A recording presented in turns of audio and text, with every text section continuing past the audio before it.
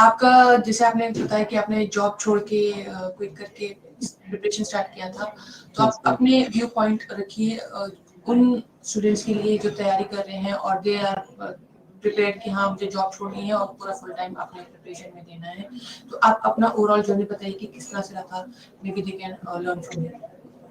Yes madam. Madam जब मेरा posting था त्रिवेंद्रम में केरला में, तो मैडम टाइम था मैडम, लेकिन मेरा जॉब थोड़ा हेक्टिक था। मंडे टू फ्राइडे टाइम पूरा ऑफिस में चला जाता था। Office Saturday Sunday corporate field में मैडम, वीकेंड में इधर चल गए उधर चल गए, तो वो फोकस ऑर्गेनाइज स्टडी नहीं हो पा रहा था। तो इसलिए हम प्लान किए 1 साल बाद कि रिजाइन करके दिल्ली में प्रिपेयर करेंगे। उसके बाद मैंने दिल्ली में मैडम एक कोचिंग इंस्टीट्यूट में एडमिशन लिया, और उसके 6 महीना बाद ही मैडम लॉकडाउन हो गया था। तो उसके बाद मेरे दोनों अटेम्प्ट मैडम लॉकडाउन में ही बीता है।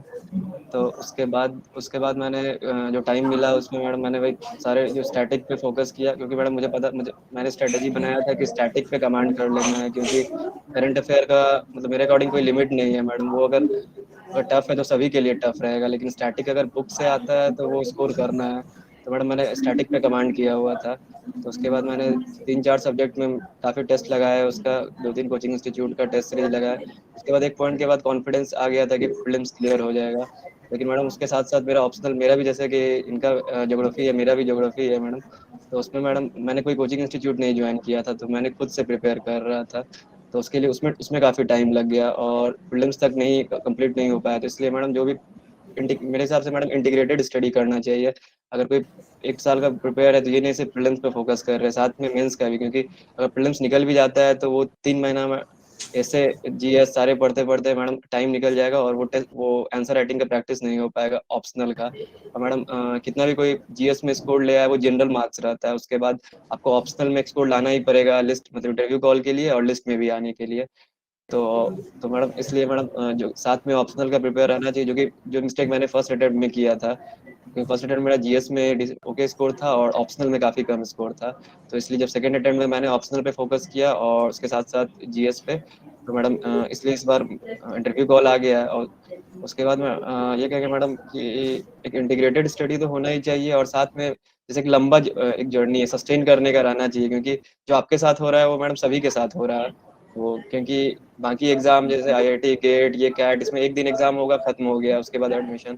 लेकिन ये एग्जाम में मैडम खत्म ही नहीं होता है मैडम। अभी हम प्रीलिम्स का प्रिपेयर कर रहे हैं मैडम नेक्स्ट अटेम्प्ट के लिए, क्योंकि अब कोई सर्टेनिटी है नहीं कि लिस्ट में आ पाएगा कि नहीं। तो मैडम वो मेंटल स्ट्रेंथ रहना चाहिए, जैसे कि इन्होंने भी कहा मैडम, वो वन ऑफ द फैक्टर है मैडम लिस्ट में आने के लिए मैडम।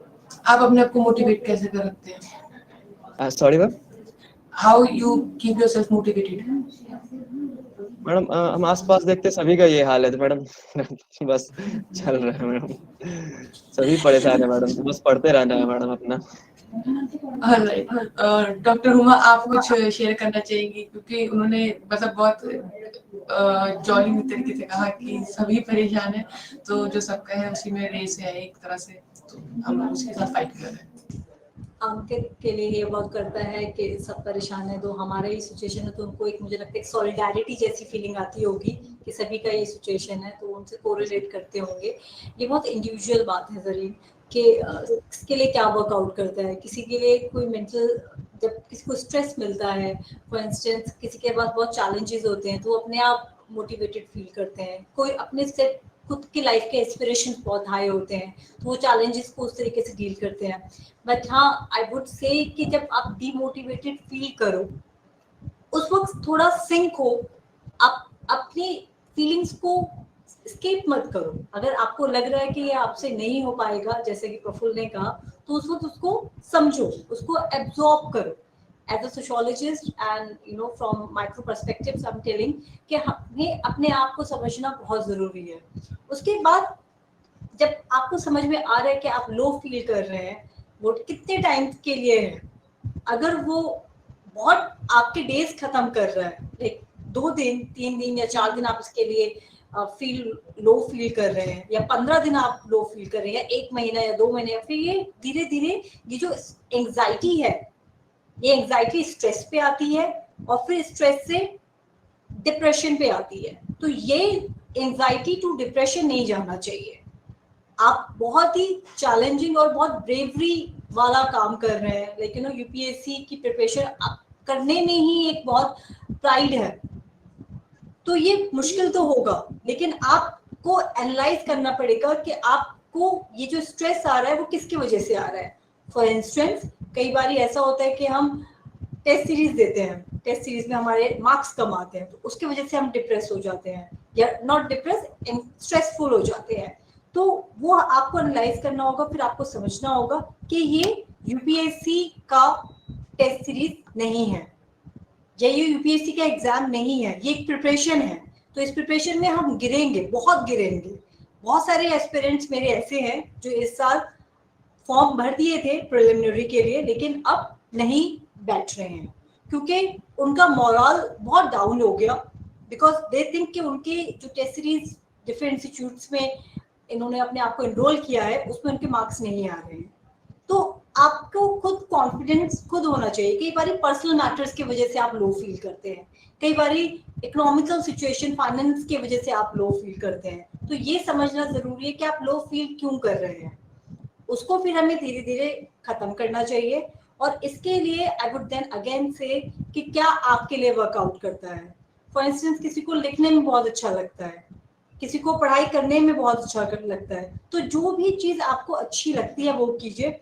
और अगर प्रोलॉन्ग स्ट्रेस हो गया है, मैं कहती हूँ कि अगर 3 से 4 दिन तक आप लो फील कर रहे हैं, तब आपको अपनी किताबें बंद कर देनी चाहिए और एक ट्रिप लेनी चाहिए अपने आप से। आई एम नॉट सेइंग कि आप नॉर्थ में चले जाओ या कहीं घूमने फिरने चले जाओ, खर्चा मत करो, लेकिन अपने आप के साथ एक कोई अच्छी जगह नेचर के साथ किसी गार्डन में कहीं जाके अपने साथ बैठो और अपने साथ सिर्फ अकेले, और सोचो कि ये प्रिपरेशन आप कर क्यों रहे हैं। बहुत टाइम ऐसा आएगा, जैसे कि अंकित ने बोला कि सभी का ये हाल है, तो ये एक बहुत बहुत इंपॉर्टेंट फैक्टर होता है, because we are social animals. तो जब हम ये देखते हैं कि सभी का ऐसा सिचुएशन, तो अपने आप में एक एक कॉन्फिडेंस भी आ जाता है, एक सहानुभूति अपने आप से, सेल्फ अवेयर मोटिवेटेड आप हो जाते हैं। उसके बाद आपको सिर्फ और सिर्फ ये करना है कि दोबारा से उस चैलेंज को, प्रिपरेशन को आपको करना है। अच्छा खाना खाइए, अच्छे लोगों के साथ रहिए, जितने भी आपके एनर्जी सकर्स हैं आपकी लाइफ में उनको टाटा बाय बाय कीजिए और अपने थॉट्स को हमेशा चेक कीजिए। एक बहुत फेमस न्यूरोलॉजिस्ट हैं जॉय डिस्पेंजा, मैं हमेशा उनके बारे में बात करती हूँ, मेरे फेवरेट भी हैं। वो ये बात कहते हैं कि अपने थॉट्स को समझना चाहिए, और अगर आप ऑनेस्ट हैं और आप अच्छे काम कर रहे हैं, अपनी प्रिपरेशन अच्छी कर रहे हैं, तो मुझे लगता है कि ये स्ट्रेस वाला फैक्टर जो है जिसमें आप डिमोटिवेटेड होते हैं, वो कुछ दिनों में वर्कआउट हो जाता है।